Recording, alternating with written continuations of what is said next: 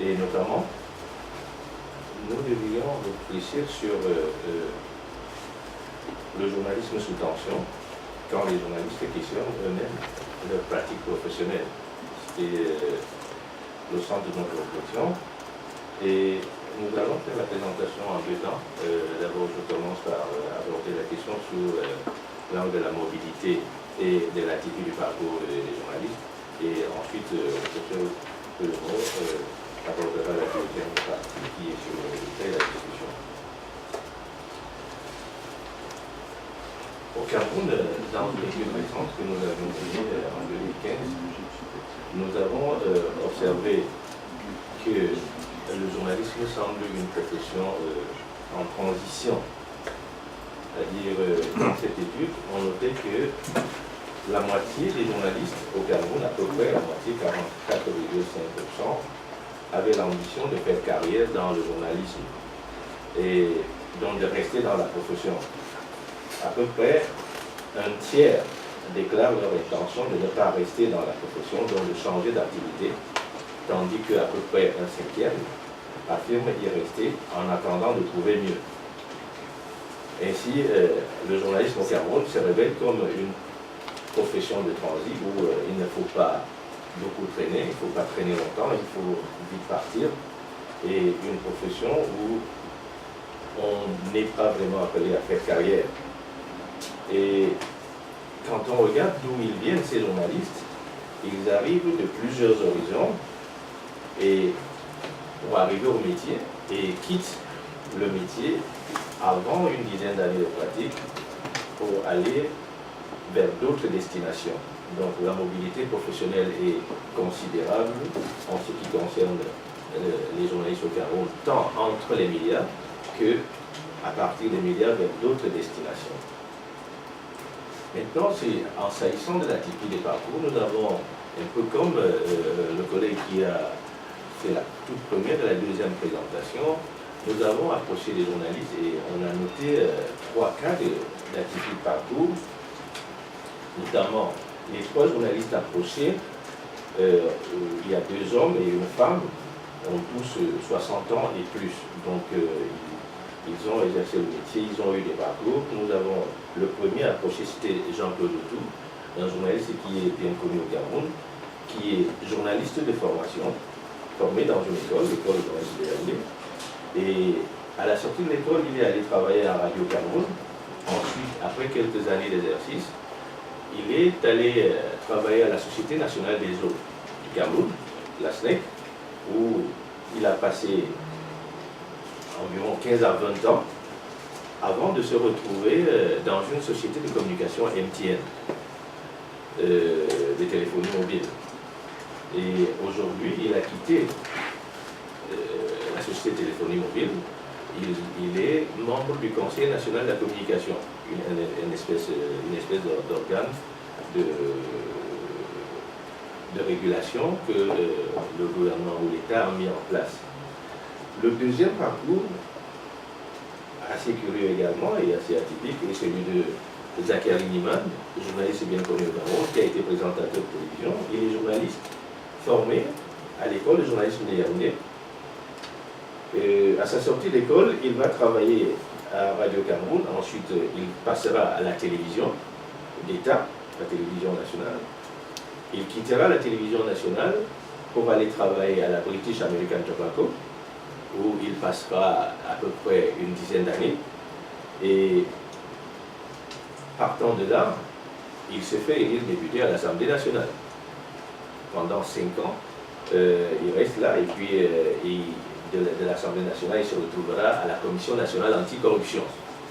Et maintenant, la troisième et dernière, le troisième cas et dernier cas, c'est Suzanne Kalalomé, une dame d'environ 60 ans également, journaliste de formation, mais formée sur le tas, qui a travaillé à la Nouvelle Expression, c'est un quotidien au Cameroun, et ensuite est passée à la télévision Equinox, une télévision au Cameroun.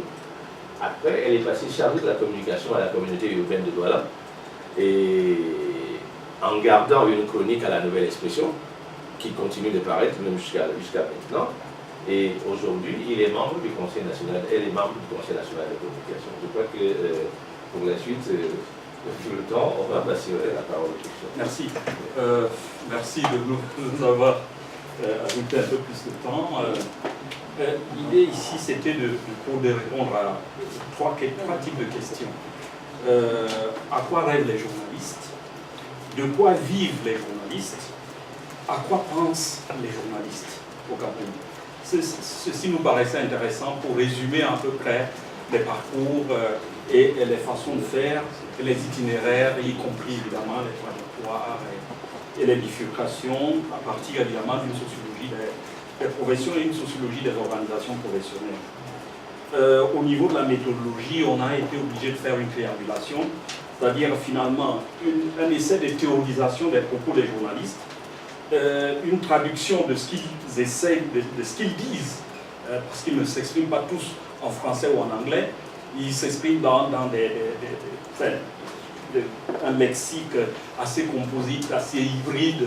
Évidemment, il n'est pas toujours très facile de savoir, de théoriser, et donc un essai de théorisation de ce qu'ils essaient eux-mêmes de théoriser. Donc, triangulation. Au niveau des résultats, très rapidement, il y a un principe de liberté, un principe de responsabilité, et puis une espèce de justification des carrières qui est avancée. Au niveau de la liberté, il s'agit d'aller contre le pouvoir. Parce qu'il faut bien comprendre qu'au Cameroun, la profession a été construite par le haut, par l'État, qui en a fixé les cadres d'évolution au niveau des entrées comme des sorties. Et les premiers journalistes étaient avant tout des fonctionnaires payés par l'État, rémunérés par l'État, qui travaillaient dans des médias d'État. Donc on est passé très rapidement cette période-là vers une période où l'État s'est retiré des affaires. Il a permis, n'est-ce pas, la privatisation et l'initiative privée.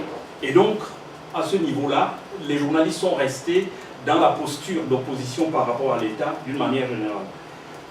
Au niveau de la responsabilité, il y a une sorte d'idée une sorte de pragmatisme qui est avancé. Il s'agit de faire bouillir la marmite. Évidemment, on n'a pas le temps de rentrer dans le registre lexical qui est mobilisé pour justifier un peu toute cette position-là.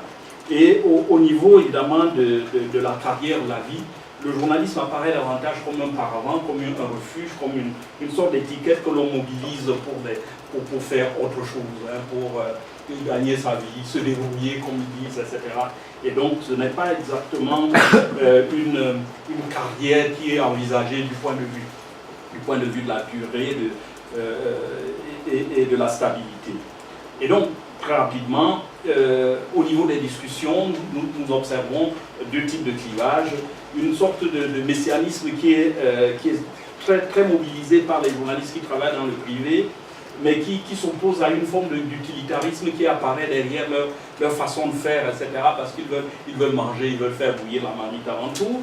Il y a une sorte de fonctionnalisation, n'est-ce pas, avec des journalistes qui veulent rester fonctionnaires dans l'État ou bien gagner de l'argent à partir d'un rapport à l'activité professionnelle ou si vous voulez, à un recrutement, une responsabilité dans une entreprise ou une organisation, mais en même temps qui s'oppose à un précariat presque général, hein, parce que c'est un métier extrêmement précaire, les gens vivent très mal, ils sont très mal payés, et lorsque vous restez, vous êtes journaliste, vous ne rêvez que d'une chose, monter dans la hiérarchie, créer votre propre journal pour pouvoir utiliser ce journal-là comme instrument pour gagner un peu d'argent et sortir un peu de ce cadre.